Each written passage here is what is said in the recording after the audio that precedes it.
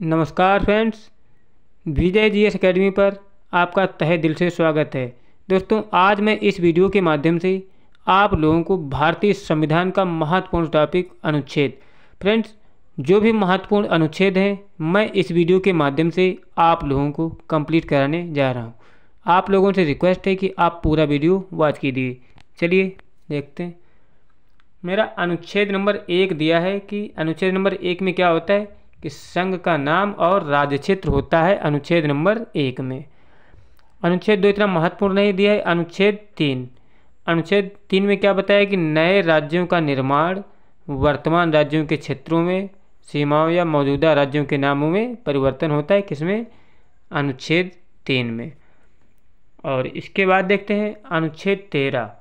अनुच्छेद 13 में क्या है? मौलिक अधिकारों को असंगत या उनके अल्पीकरण करने वाली विधियों के बारे में बताया गया है। किसमें? अनुच्छेद 13 में। मौलिक अधिकारों के असंगत या उनके अल्पीकरण करने वाली विधियों के बारे में बताया गया है। और हमारा अनुच्छेद 14 है। अनुच्छेद 14 में क्या बताया है? कानून के समक्ष समानता। मतलब अनुच्छेद 14 में क्या है? कानून के समक्ष समानता है। और इसके बाद है हमारा अनुच्छेद 16। अनुच्छेद 16 में क्या है कि सरकारी नौकरियों में सभी को अवसर की समानता। अनुच्छेद 16 में क्या है कि सरकारी नौकरियों में सभी को अवसर की समानता का वर्णन किया गया है।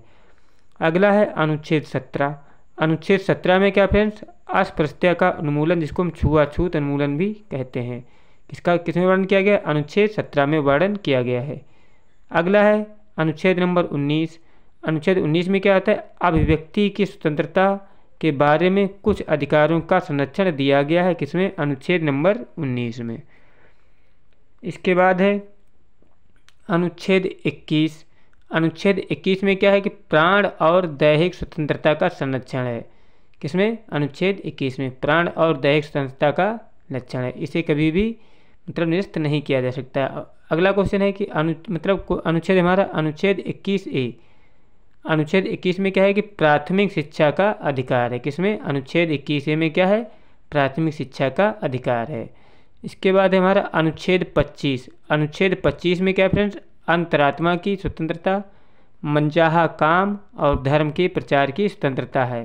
किसमें? अनुच्छेद 25 में अंतरात्मा की स्वतंत्रता, मनचाहा काम और धर्म के प्रचार की स्वतंत्रता किसमें है? अनुच्छेद 25 में है। और अगला अनुच्छेद है हमारा अनुच्छेद नंबर 30। अनुच्छेद नंबर 30 में क्या है कि अल्पसंख्यकों को शैक्षिक संस्थानों की स्थापना करने हेतु उनको प्रशासन करने का अधिकार है। किसमें? अनुच्छेद 30 में अल्पसंख्यकों को शैक्षिक संस्थानों को स्थापित करने का उनका प्रशासन करने का अधिकार है। इसके बाद है हमारा अनुच्छेद 31C। अनुच्छेद 31C में क्या है फ्रेंड्स? कुछ निर्देशक सिद्धांतों को प्रभावी करने वाली विधियों की व्याख्या की गई। किसमें? अनुच्छेद 31C में। और इसके बाद हमारा बहुत ही महत्वपूर्ण अनुच्छेद कौन सा है? बहुत ही महत्वपूर्ण अनुच्छेद है अनुच्छेद 32।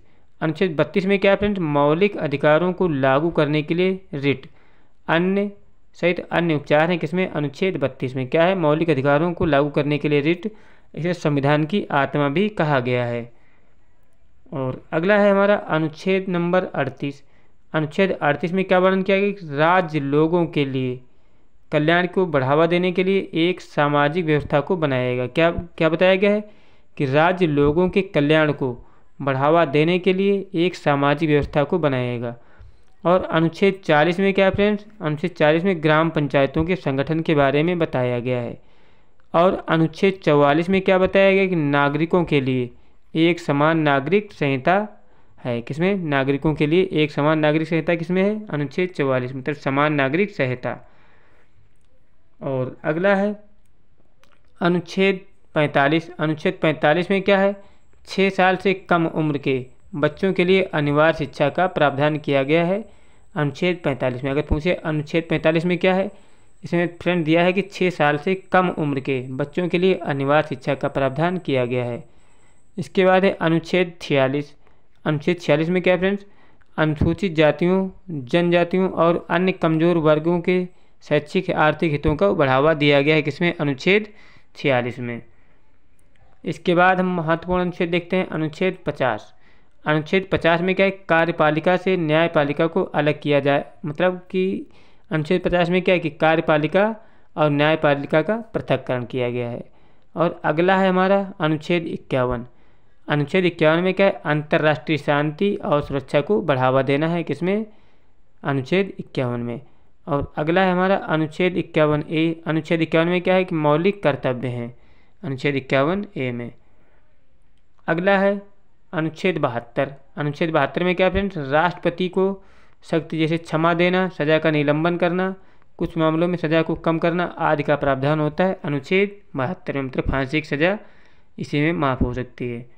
और अगला है अनुच्छेद 74। अनुच्छेद 74 में क्या फ्रेंड्स, राष्ट्रपति को सहायता और सलाह देने के लिए मंत्रिपरिषद, राष्ट्रपति को सहायता और सलाह देने के लिए एक मंत्रिपरिषद होगा, किसमें, अनुच्छेद 74 में। और उसके बाद है अनुच्छेद 76। अनुच्छेद 76 में क्या है, भारत के महान्यायवादी है, अनुच्छेद 76 में। और इसके बाद देखते हैं अनुच्छेद नंबर 78। अनुच्छेद 78 में क्या है कि राष्ट्रपति को जानकारी देने के लिए एक प्रधानमंत्री होगा। और अगला है अनुच्छेद 110। अनुच्छेद 110 में क्या है, धन विधेयकों की परिभाषा है, अनुच्छेद 110 में। और अगला है अनुच्छेद 112। अनुच्छेद 112 में के वार्षिक वित्तीय विवरण, जिसको हम बजट बोलते हैं, ये किसमें है, अनुच्छेद 112 में है। अगला है हमारा अनुच्छेद 123। अनुच्छेद 123 में क्या है कि संसद के मध्यावकाश के दौरान राष्ट्रपति के अध्यादेश प्रख्यापित करने की शक्ति है, किसमें, अनुच्छेद 123 में। और इसके बाद में है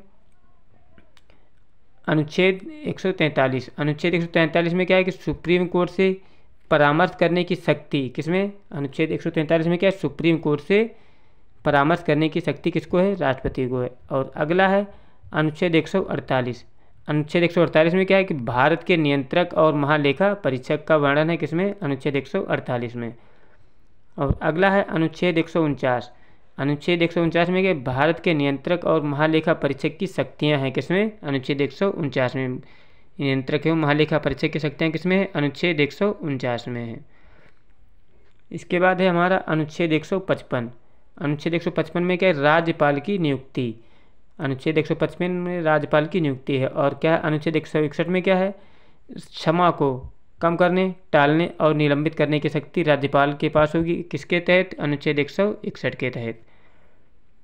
और अगला है अनुच्छेद 163। अनुच्छेद 163 में क्या है, राज्यपाल की सहायता और सलाह के लिए एक मंत्रिपरिषद होगा, किसमें, अनुच्छेद 163 के लिए, 63 के तहत। और अगला है अनुच्छेद 165। इसमें क्या है, राज्य का एक महाधिवक्ता होगा, अनुच्छेद 165 के तहत। और अगला है अनुच्छेद 167। इसमें क्या है कि राज्यपाल को जानकारी देने के लिए मुख्यमंत्री की कर्तव्य हैं, किसमें, अनुच्छेद 167 में।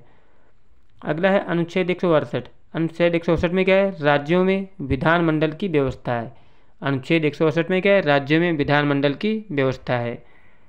उसके बाद हमारा अनुच्छेद 169।